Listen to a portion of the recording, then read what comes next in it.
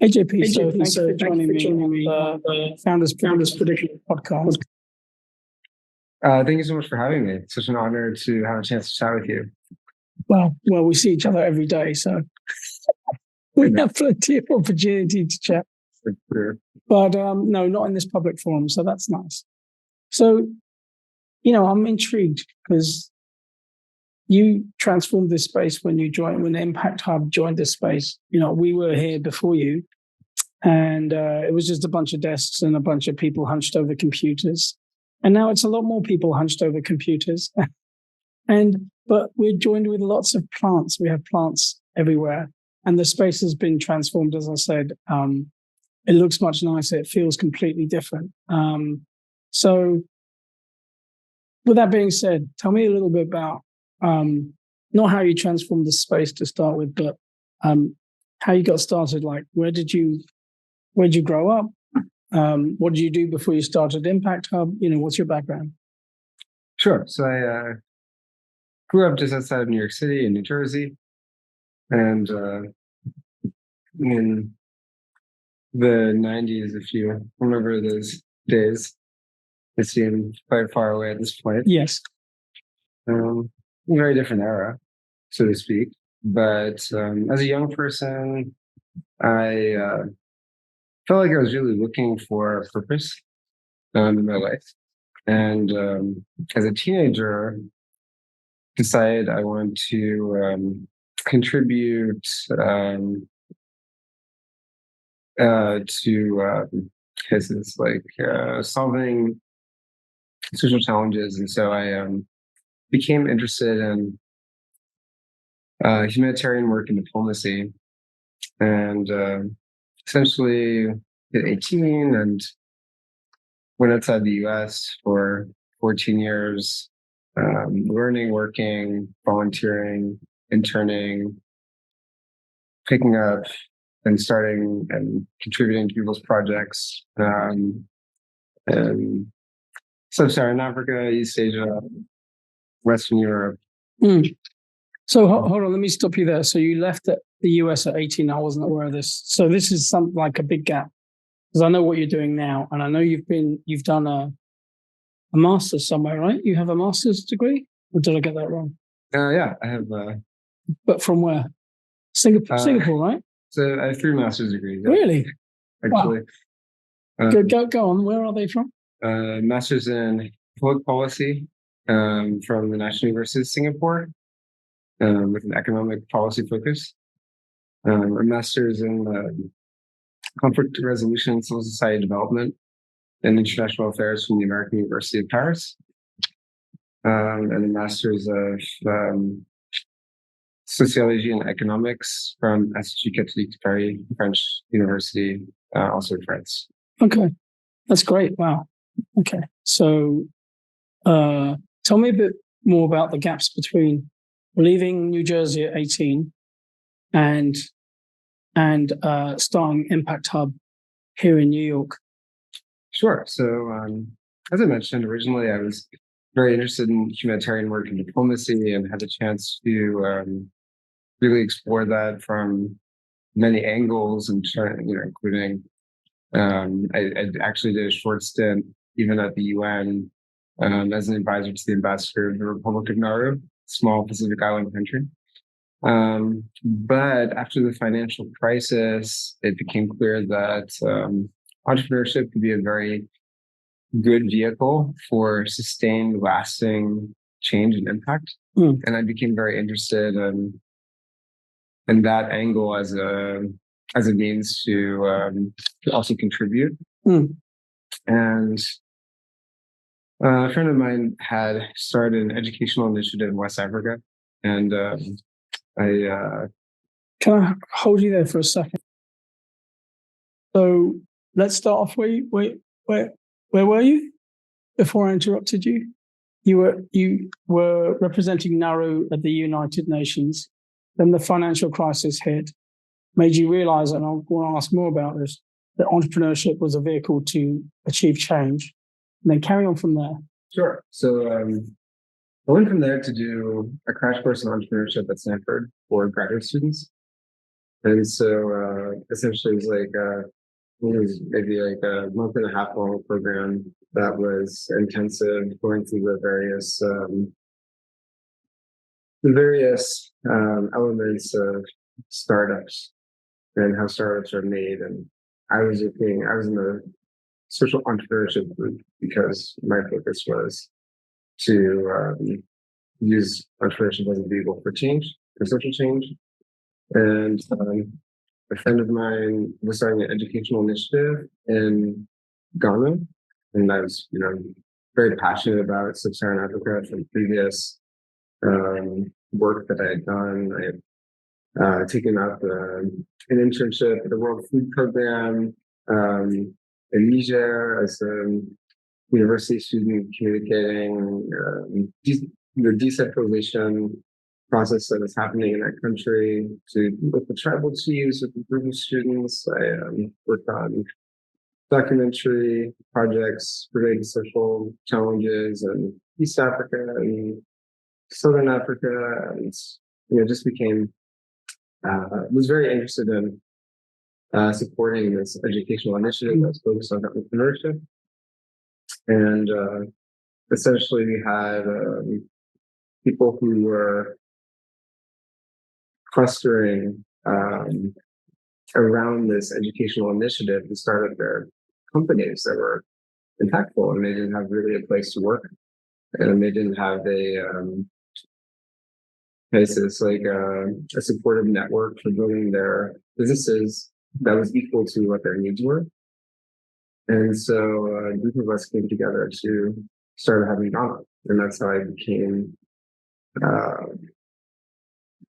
involved, so to speak, in this hub concept. What year was this? It was 2012, 2013. Okay.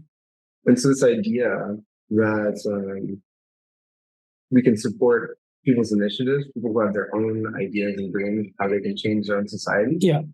To me was very attractive because, it's not my goal in life to go anywhere and advise people what they should be doing, how they should be living, how they should improve their lives. But I do want to contribute. I do, want to do what I can to be a part of those kinds of things. And so being able to support people who have their own dreams, helping make those dreams come true, that for me is a beautiful way to participate. And so, and maybe too, a lot of young people, as I was once young, have so many ideas and things that they could do, and it's hard to pick one. And the idea of having these spaces that support many ideas is actually attractive in the sense that you get to know a little bit about many different things, and in that sense, you have a really rich experience also outside of an impactful line of work. And so, anyways, can I pause you there for a sec? Did you? Apologize, I interrupted you. Carry on, please. Okay, so essentially, I knew that this was something that I wanted to do. And so I dedicated to leaning in to be the founder and CEO of our hub in Ghana, and joined the Impact Hub Network, which is a global association of innovation hubs around the world, and have been a part of it ever since. Okay, so let me pause you there because there's a little bit of time. First thing is, you founded the Accra Impact Hub. Yeah. Okay, so you founded the one in Ghana, but it already co-founded it, but you were already, or the network already existed. Yes, that's correct. So how many impact hubs were there when you started Accra? Sure. So first, it's important to note that each hub is independent. Right. We're an association and collection of innovation centers. They're all independent, and collectively we work together to advance the SDGs. But I think at that time, maybe there were 45 or maybe less hubs around the world. Okay, so you were by no means the first. No. And did you say ESG as the? No. What did you say? SDGs. SGG. What is SGG? The 2030 Sustainable Development Goals. Oh, okay. 2030, those ones. Yes. Okay, let me just move my computer for a minute so you can see some of them. Mm-hmm. So they're up there along with the Christmas tree. Those are the goals that Impact Hub is aiming to support. Absolutely. And, the goals are not perfect. We embrace the goals because they help people to collaborate, to explain what their impact is. There's an intersectionality among the goals that speak to the complexity of the challenges that we face today. Okay. And so, and 192 nation states all signed up to them. And even though people regard them as the UN's goals, that they came from people across the world that the UN just curated. Oh, okay. So I've lost my list of questions. Give me a second here. So you're aiming to solve these goals set up by the UN, like an end to hunger. What else is there? Quality education, gender equality, clean water, no poverty, reduced inequalities, sustainable cities and communities. Which ones of those? There's a bunch more. Which ones of those are you, and in what ways are you helping to address those challenges? Sure. So there are many layers to the work that we do. And we touch on the SDGs in various ways through our work. So, could you hold on one second? Okay, so let me ask again. So, in what ways are you addressing these goals and challenges of the UN, that the UN curated? Sure. So the goals are very complex, and so is our work. As you know, Impact Hub, our mandate is very broad. So we work with and support many different kinds of community members that range from startups to stakeholders to nonprofits and so forth. And so when you look at the SDGs and how our work relates to it, our leading SDG is actually SDG number 17, which is partnerships for the goals. Because partnerships for the goals. For the goals, okay. So one of the values that we have across our network and also here in New York is collaboration. And so most of everything we do, as you probably noticed, any event or program, we work with many other organizations. In this sense, we build communities collectively. Yeah. And we also provide value collectively. And so from that standpoint, a more cohesive ecosystem is a more efficient one. And an ecosystem where many different organizations and stakeholders are able to share, exchange. This helps accelerate everyone's progress in ways that we often hear about later, that they met someone who really helped them, or they met someone who was able to solve a problem for them, or connect them to someone, or even on the investment side, we've been able to find people to talk to that have been helpful for them on their path to achieving the investment that they need for their company or their organization. And so from that standpoint, the 17th goal is very essential for ours. But then you could say that climate action in particular is a layer, as the 13th SDG is a layer of the work that we're also working to include in everything that we do, noting and recognizing that the climate crisis is perhaps the most urgent challenge of our time at the moment.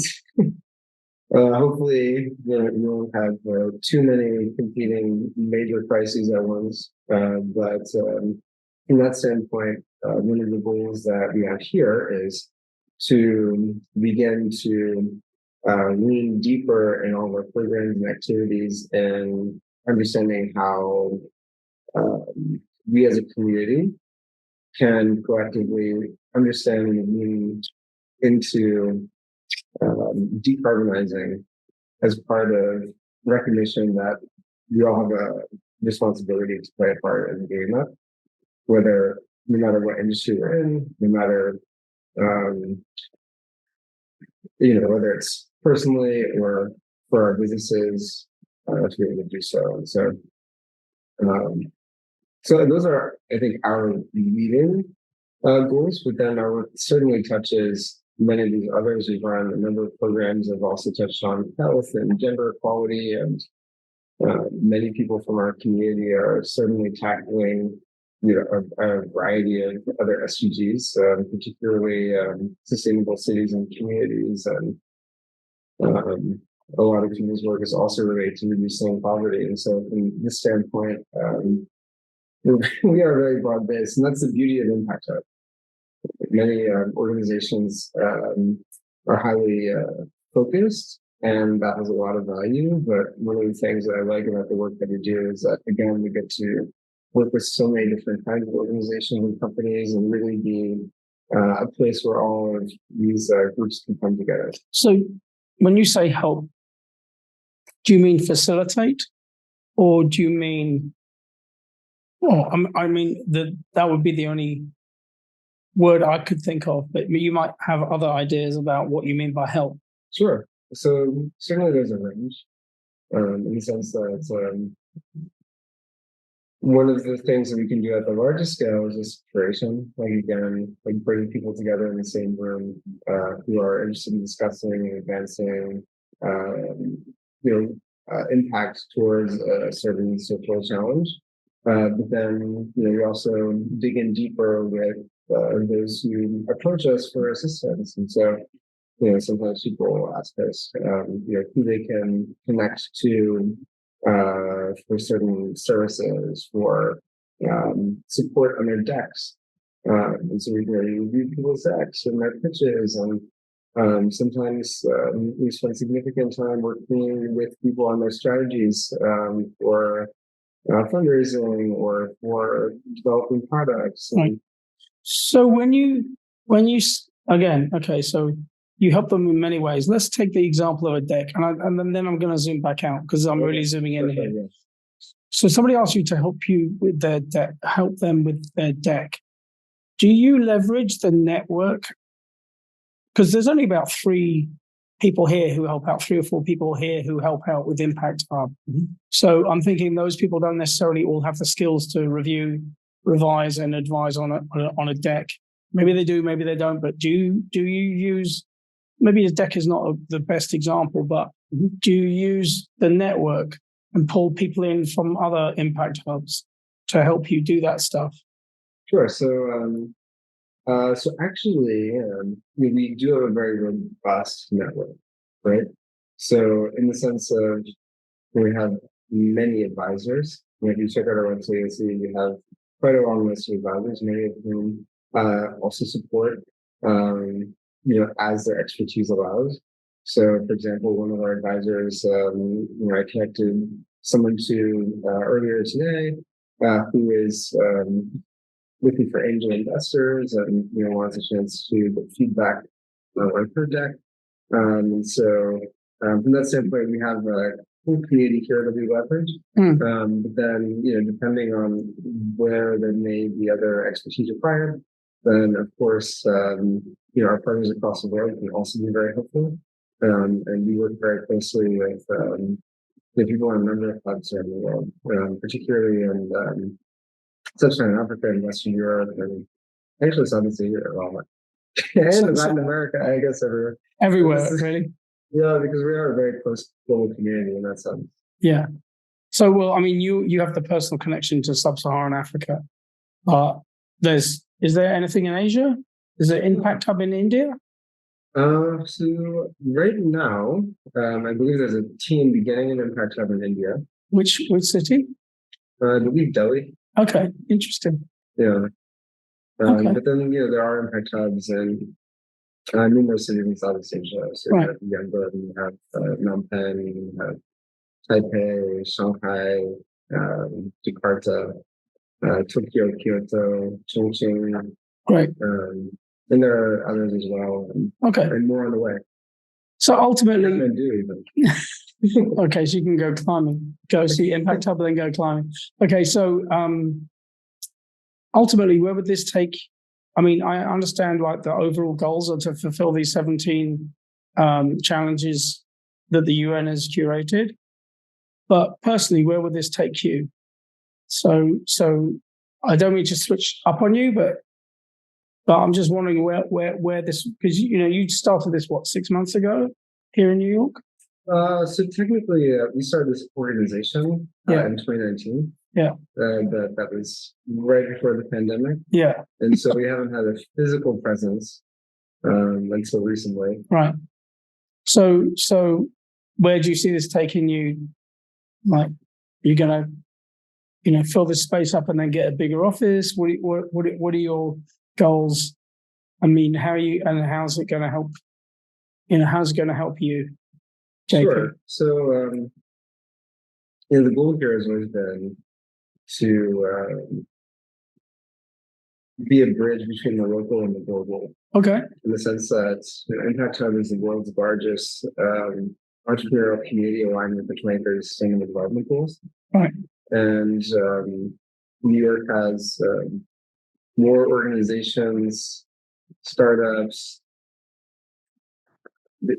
aspiring youth, than anywhere else. In many ways. And when you take a look at the sheer amount of resources that are available here, and so the goal here is to really grow a flagship innovation center that evolves to be something that's quite exciting and new in terms of being able to bridge entrepreneurs who from across the world are interested in coming here because they urgently need the resources, networks, the things that are uniquely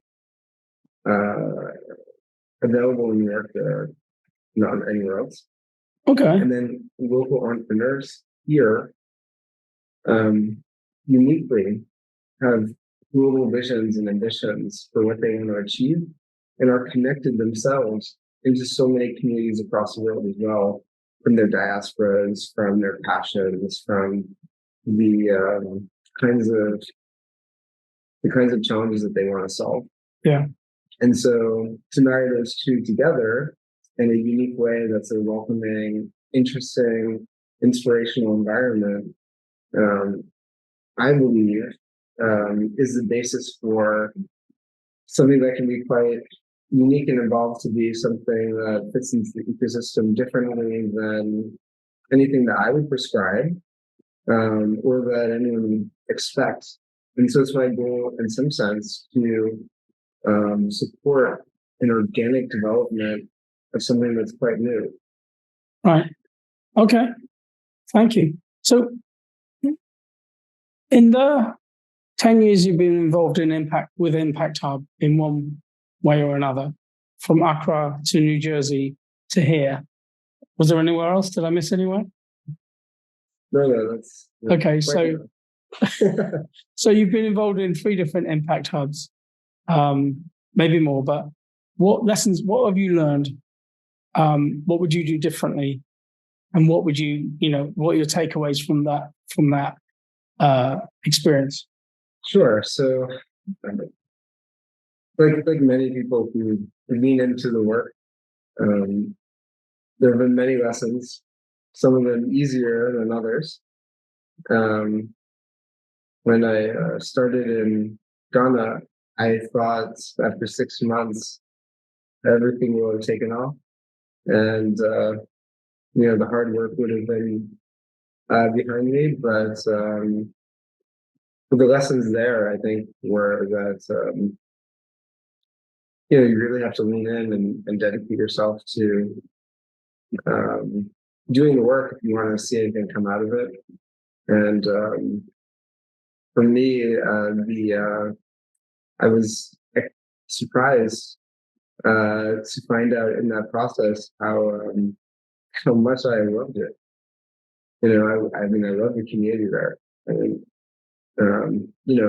sometimes you want to you're interested in something, you want to make a difference, but you don't expect that it's going to be the greatest thing that ever happened in your life to be a part of these things. And so that's definitely 100% what happened in Ghana. And the hardest days, sometimes the hardest days in retrospect end up being the best days. And could you cite an example? Yes, we had in the early days in Ghana, we were organizing these hackathons, and we were working on a hackathon that ended up being at that time the largest hackathon in sub-Saharan Africa to that point. That was around entrepreneurs and aspiring entrepreneurs hacking solutions for design, technology, education, and health.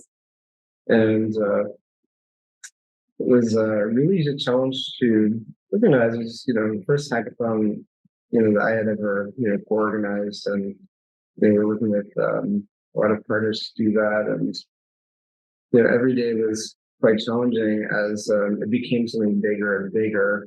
And we were a bootstrapped organization.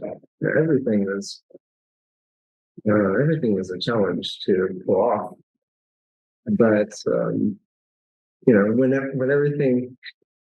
everything happens and everything's good and you look back, those were fun times. All the late nights that we had all together as a community, and this is something that I think Ghana in particular taught me, which is that in Ghana people understand community at such a stronger level than I think often we do here, and what community means and what caring about other people mean in our community context. It's just it's inspirational watching how people in Ghana care for each other and keep up after each other and survive together, through the start of life, which is very hard. Okay, that's great.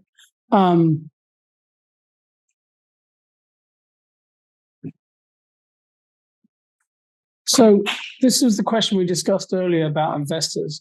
You told me that Impact Hub doesn't have investors per se because it's a non-profit. But my question to you was, so where does the money come from and how do you scale up?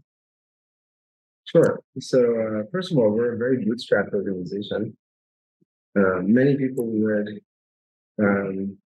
believe that to do something in New York or to do something anywhere like we're doing, that you need somehow millions and millions and millions and millions of dollars.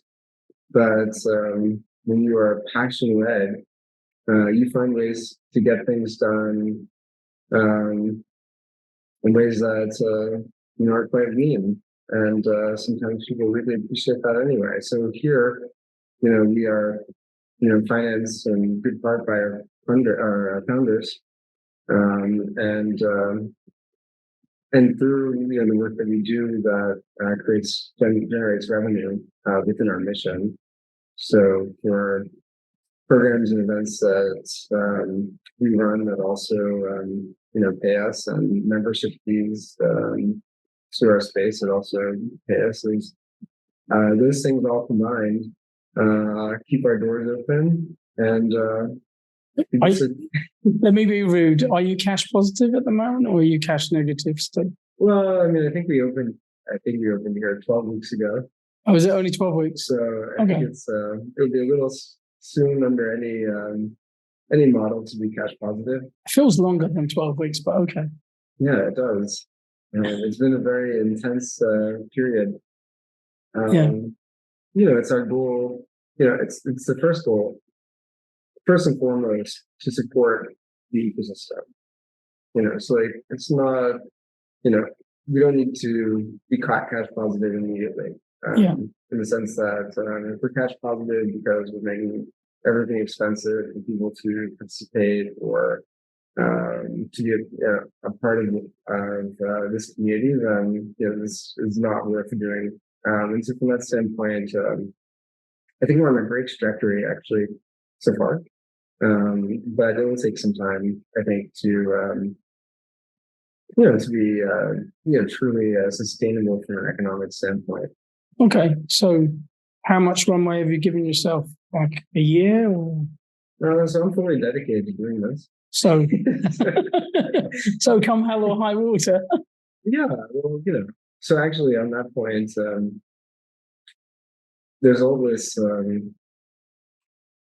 grumbling I feel often in social innovation ecosystems about sustainability, and people tend to believe that sustainability comes with either recurring grants that are extremely large and city funding or state funding, or having pretty tremendous amounts of revenue and these kinds of things. But in my experience and observations over the last decade, is that actually sustainability is not about that.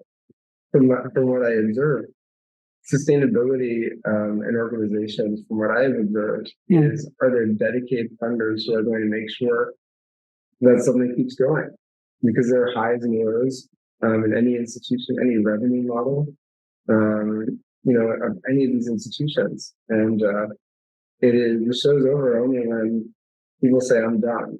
And so, from that standpoint, we are probably one of the more sustainable organizations, because there's a level of dedication that we're still going to be around.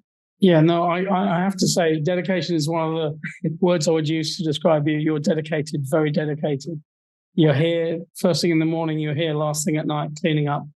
It's very admirable. Your work ethic is amazing. And, I see you, pulling away at whatever you need to do and just doing it with a smile on your face. And that's very admirable, I have to say, JP. Thanks. So, well, the last question is, do you have an exit strategy? Would you ever consider moving on, doing something else? I mean, this is generally, so in most cases, I'm speaking to for-profit startups. Yours is a non-profit startup. So I don't know about the context of an exit strategy, but let me put it this way. What would you do next? Got it. So, at the moment, I have no plans of doing anything other than what I'm doing. But I think, at a certain point, I see I feel like there's a lot of value in the kinds of work that I'm doing at the hub.